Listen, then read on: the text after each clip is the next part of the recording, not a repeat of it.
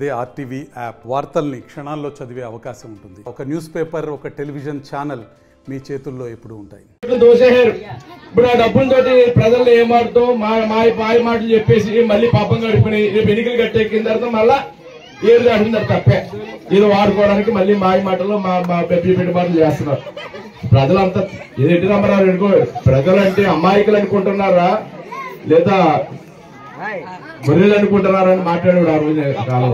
అమ్మాయికి గొర్రెలు అనుకుంటున్న ప్రజలు అంటే ఏమనుకుంటున్నారు? ఇప్పుడు కూడా ఇంకా ఇలా ఆ రకంగా చేద్దాం అనుకుంటే అది మోసపూరితం. ఇలా చర్యల్ని ఖండిస్తూ మరి ఎంతో అభిమానంతో ఇందాక చెప్పినట్టు మీరు తెలుగుదేశం పార్టీ పెట్టారు. మిమ్మల్ని ఎంత పెట్టినా వాళ్ళు కొనలేరు, ఎవరో కొనలేరు. కొనేసుకున్నారంటే మీరు అమ్ముకుపోయేవాళ్ళు కాదు. అది అందరికీ తెలుసు. మీ మనసు ఏంటో మా సైకిల్ గుర్తుకి వెళ్తా తప్ప చెయ్యి మళ్ళీ వేరే గుర్తుకి వెళ్ళదు. అందులో అనుమానం లేదు. అది మా అందరికి కూడా తెలుసు. ఆ నమ్మకం కూడా మాకు ఉంది. మీకు న్యాయం చేయవలసిన బాధ్యత మా మీద ఉంది. మరి మీ అందరికి కూడా ఈనాడు చక్కగా ఇక్కడ పిలిచి మళ్ళీ మమ్మల్ని అందరినీ మీ సమక్షంలో ఈ యొక్క అండదండలు అభిమానం ప్రేమ చూపిస్తున్నందుకు ఇంకెంత 3 నెలలు అయిపోయింది. దానికి హనీమూన్ అయిపోయింది, దాని సినిమా అయిపోయింది. ఇంకా 3 నెలలు చంద్రబాబు నాయుడు గారు తెలుగుదేశం ప్రభుత్వం వస్తుంది. మనం అనుకున్న కార్యక్రమాలు ఇక్కడ సమస్యలు నేను మొన్న ఇంటికి తిరిగినప్పుడే చెప్పారు. ఆడవాళ్ళందరూ చెప్పారు, కల్లారా నేను చూశాను. డ్రైనేజ్ సమస్య చాలా ఇబ్బందిగా ఉంది.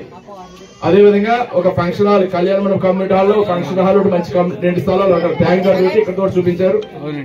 మరి గవర్నమెంట్ వచ్చినందుకంటే ఖజానా ఖాళీ చేసాడు కాబట్టి ఒక 6 నెలలు పడుతుంది, సంవత్సరం పడుతుంది. ఈ సంవత్సరం లోపల గవర్నమెంట్ గెలిచిన వెంటనే మళ్ళీ మాయమాట చెప్పేసి మన్నాడు చేసేస్తాను, 3 రోజులు చేసేస్తాను నేను చెప్పను. కానీ సరైన సమయం చూసి నేను సంవత్సరం లోపల మరి ఒక ఫంక్షన్ హాల్, మంచిగా ఫంక్షన్ హాల్ మీకు ఉండేలాగా, అందరికి ఉపయోగపడేలాగా, అదే డ్రైన్స్ పని కూడా అతి తొందరగా మోడల్ కాలేగా ఇక్కడే తెలుగుదేశం పార్టీ పెట్టిన మీరు మీకు న్యాయం చేసిన బాధ్యత మా మీద ఉంది. ఒక మోడల్ కాలనీగా మన జనరల్ కాలనీ తీర్చిదిద్దే బాధ్యత నేను తీసుకుంటాను.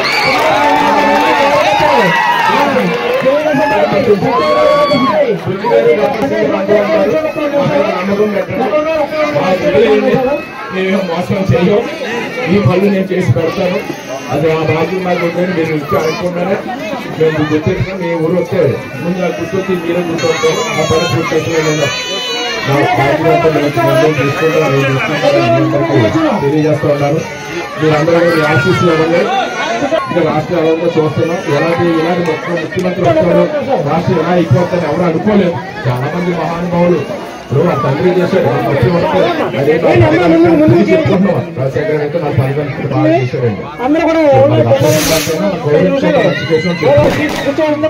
అలాగే రెండు రామారావు చెప్పుకుంటాం, చంద్రబాబు చెప్పుకుంటాం, కిరణ్ కుమార్ రెడ్డి గారిని చెప్పుకుంటాం. కానీ ఈ ముఖ్యమంత్రి మాత్రం విధ్వంసం రాష్ట్రం ఘోరాతిఘోరంగా రాష్ట్రం నష్టపోయింది. తగ్గించుకోవాలి. మీ అందరూ కూడా దగ్గర ఆ ఎన్నికల్లో మంచి మెజార్టీ అందేవాడిని. ఎవరైనా చెప్పి నమ్మొచ్చు, ఎవరు వచ్చింది మీరు భయపడక్కలేదు. మీ కారణంగా మేము ఉన్నాం. ఎవరైనా మీ జోడు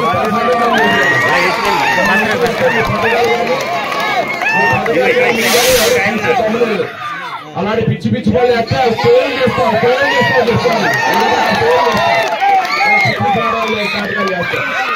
అది మీరేమి లెక్క ఎక్కలేదు. దీనివరకు నేను చాలా శాంతి స్వభావంగా వెళ్ళాను. ఎందుకంటే నాయకుడు అన్నప్పుడు శాంతంగా ఉంటే ప్రజలు కూడా కంట్రోల్లో ఉంటారు.